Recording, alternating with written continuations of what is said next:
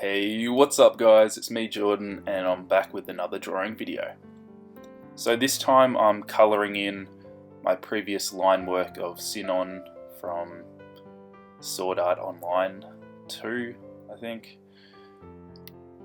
And this one took me a really long time. It's a pretty long video as it is, and it's sped up I think 30 times in some places.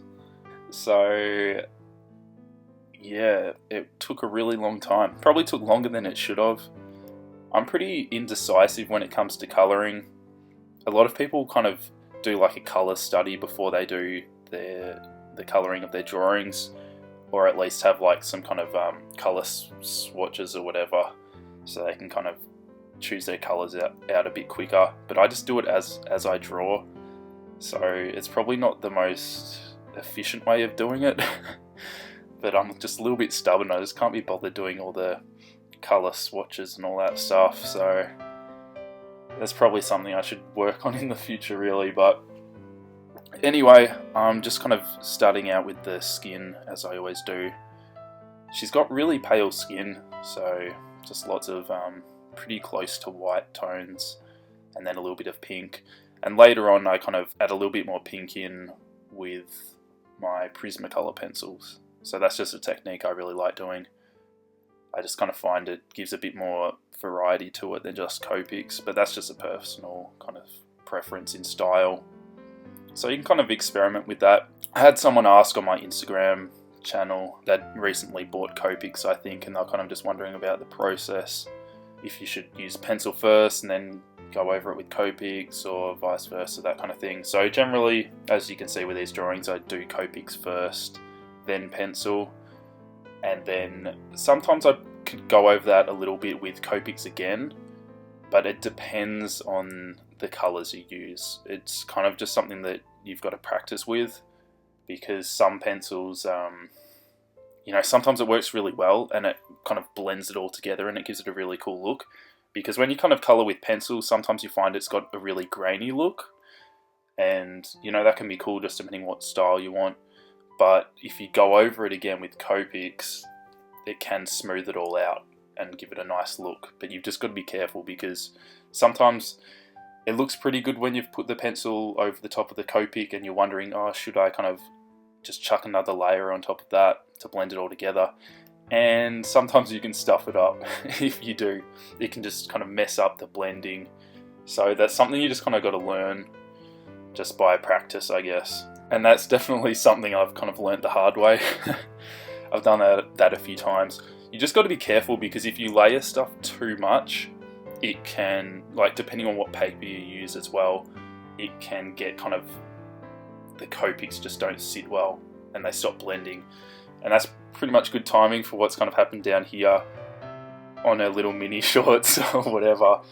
I kind of probably went a little bit, tried blending too much.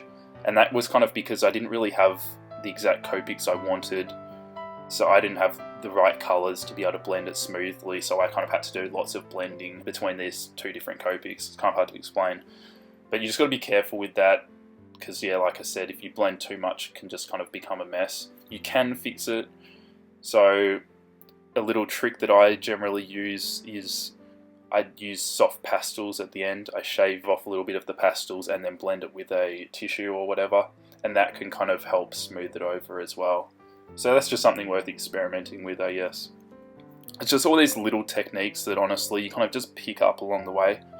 I'm still kind of practicing with Copics, and I think everyone kind of is. They're pretty tricky to use, and even trickier to master, really. So there's just so many different effects you can get with Copics. It's like you're just constantly learning kind of new ways to do things, and kind of more efficient ways as well. So yeah, that's kind of what these videos are for, just to kind of let you guys know some of the tips that I've picked up through my drawing, and hopefully help you guys, and also kind of draw characters that you want to see. So yeah, this was a request I got a while back, and I've got a bunch more drawing requests from you guys. So I just wanted to say, like, I pretty much try and do all the requests I get, and as my channel grows and stuff, that's going to be kind of harder and harder to do. But just so you guys like who have requested characters and stuff. I just hope that you guys understand, like, these take a lot of time as well, and it's not like I'm just ignoring you guys. Like, I say I'm going to do it because I try and respond to you guys in the comments, and I'm not just like saying yeah I'll do it and then just forget about it and not do it. It's just, it takes a really long time to do these and then edit the videos and stuff like that as well. So just don't think I've given up on your requests and stuff. Some of them I've already done line works for and stuff like that, but I'll you know, it takes a while to bring the video out, and plus sometimes I want to do like other characters that I feel like drawing. So just have patience with the requests. You know, like, I pretty much just add them onto a list, and then whenever there's like a new character I want to draw, I'll kind of take one from the list.